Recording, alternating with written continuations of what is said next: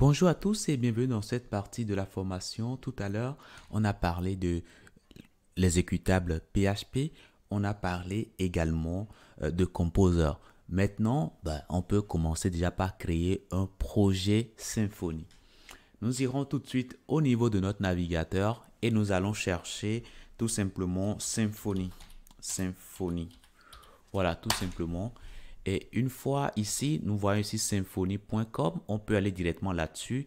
On peut cliquer sur documentation et là, ça nous ramène ici sur la documentation. On peut aller sur installation et ici, on nous indique, voilà, dans un premier temps, ce qu'il nous faut. OK? On nous dit qu'il nous faut avoir une version PHP 8.1 ou supérieure. On nous dit qu'il faut avoir Composer. Nous, de notre côté, nous avons déjà ces deux logiciels-là sur notre ordinateur. Donc, pour nous, c'est bon, on peut commencer. Donc, on nous dit que c'est optionnel, qu'on peut installer la CLI de Symfony, mais c'est optionnel, on n'est pas obligé de l'avoir, bien que nous allons voir plus tard comment l'installer. Ok? Mais pour l'instant, si nous avons Composer et PHP, on peut systématiquement procéder à l'installation d'un projet Symfony. Alors, dans ce cas, il faudra simplement utiliser les commandes que nous avons ici. Okay? Donc, soit nous avons envie de créer une application web très simple, ok? Et là, dans ce cas, je vais plutôt dire un microservice. Ok? Un microservice, c'est tout simplement voilà, un projet qui est initialisé et avec lequel vous allez pouvoir y greffer les composants qui vous seront utiles. Donc ce sera vraiment un projet quasiment vide en fait et vous serez vraiment, voilà, vous aurez le plein pouvoir de pouvoir y intégrer ce que vous voulez et rien que ce qui vous est utile. Et ça, c'est ce que nous appelons les microservices. Et pour les installer, on a simplement à mettre Composer, Create Project, et puis Symfony Skeleton, deux points, vous précisez la version, ok? Chez nous, nous allons préciser la version, sinon, ça va nous installer la dernière version en date. Donc, on précise la version et on met le nom qu'on veut donner au répertoire dans lequel nous voulons mettre les fichiers et dossiers de notre projet. Ok?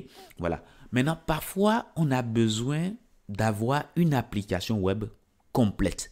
C'est-à-dire, voilà, un projet qui est généré avec un certain nombre de paquets, comme voilà, le routeur par exemple, comme voilà, tout ce qui a trait à la gestion de la vue, le template et beaucoup d'autres choses qui sont nécessaires quand on veut créer une application web traditionnelle. Là, dans ce cas, après avoir créé le microservice, ok, il faudra penser à rentrer dans le dossier de votre projet et à taper la commande Composer Require Web App.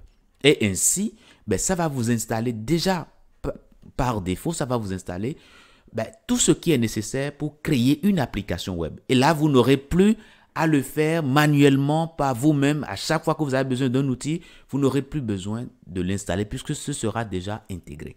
Okay? Donc, nous allons commencer ici par voir comment créer d'abord un microservice. Le microservice, c'est la commande que nous avons ici. OK?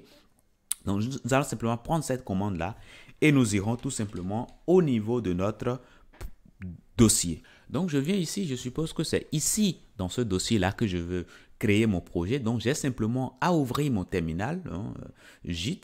Et une fois que j'ouvre mon terminal, je peux tout simplement coller la commande que j'ai copiée de l'autre côté. Et là, je vais indiquer le nom que je veux donner à mon projet.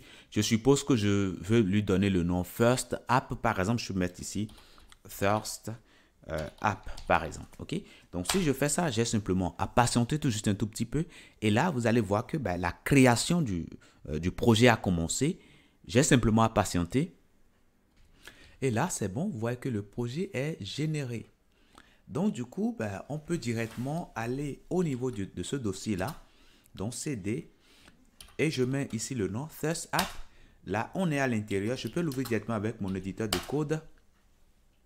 Et là, voilà, vous voyez que là, je suis dans mon projet Symfony. J'ai le dossier bin qui contient le fichier exécutable console que nous allons utiliser régulièrement pour gérer notre projet. Je vais y revenir. Nous avons le dossier config qui contient les fichiers de configuration de notre projet. Nous allons y revenir. Nous avons public qui va contenir tout ce que nous allons afficher aux utilisateurs. Ok? C'est la partie que nous allons rendre accessible aux utilisateurs qui viendront sur notre site. Nous avons le dossier SRC, donc c'est ici que nous allons travailler. C'est à l'intérieur de SRC que nous allons écrire notre code. Nous avons var qui sera un dossier qui va garder le cache et aussi les logs, c'est-à-dire les messages de succès, les messages d'erreur éventuellement qui seront déclenchés lors de l'utilisation de notre site. Ok? Donc voilà. Et après, nous avons vendor qui est le dossier qui va garder les paquets qui sont utilisés dans notre projet, pour ne pas dire les librairies. Nous avons .env qui va garder nos variables d'environnement. Okay? Nous avons .jtignore qui va garder les fichiers ou dossiers que nous ne souhaitons pas sauvegarder sur GitHub. Donc ça, bon, vous avez déjà ces informations par défaut. Vendor, on n'a aucun intérêt à sauvegarder Vendor. Je vous avais parlé de ça certainement sur Composer, quand je voyais Composer avec vous. Après, nous avons également va ici, on n'a pas vraiment envie de sauvegarder cela également. Donc du coup, voilà, vous les avez là. Après, nous avons composer.json, okay, qui contient tout simplement les dépendances de notre projet et les informations en général sur le projet. Et du coup, vous voyez que ici, nous avons PHP. On dit que le projet a besoin de PHP au moins égal à la version 8.1. Le projet a besoin de Symfony, console, etc. Donc ça, c'est les paquets qui sont déjà installés au sein de notre projet. Ok, voilà. Et puis, nous avons Composer Lock qui apporte plus de détails sur les paquets, puisque souvent, les paquets aussi ont besoin d'autres paquets, etc., etc. Donc, au niveau de Composer.lock ici, nous avons quand même le détail de tout ça. Nous avons Symfony.lock ici. Ce fichier garde les recettes de Symfony Flex. Donc, grâce à ces recettes, on va pouvoir ajouter des paquets très rapidement à base de Symfony Flex. Alors, au moment où je suis en train de faire l'enregistrement de la formation, le site Symfony Flex ne fonctionne pas et on peut aller sur flex.symfony,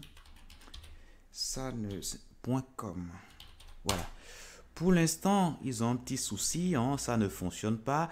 Mais ce qui est important ici de noter, c'est que Symfony Flex va nous aider tout simplement à installer des paquets de manière très rapide comparativement à Composer. Vous vous rappelez que pour Composer, on met d'abord le nom de l'entreprise, Composer require le nom de l'entreprise et puis le nom du paquet.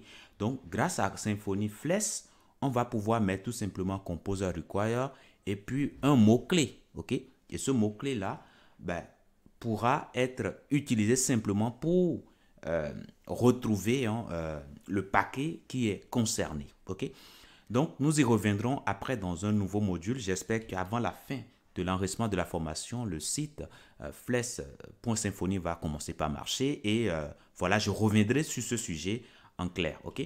Donc, voilà. Donc, ce fichier que nous avons ici, ça permet tout simplement de garder les recettes de Symfony pour nous aider à utiliser après, voilà, Symfony Flex. OK?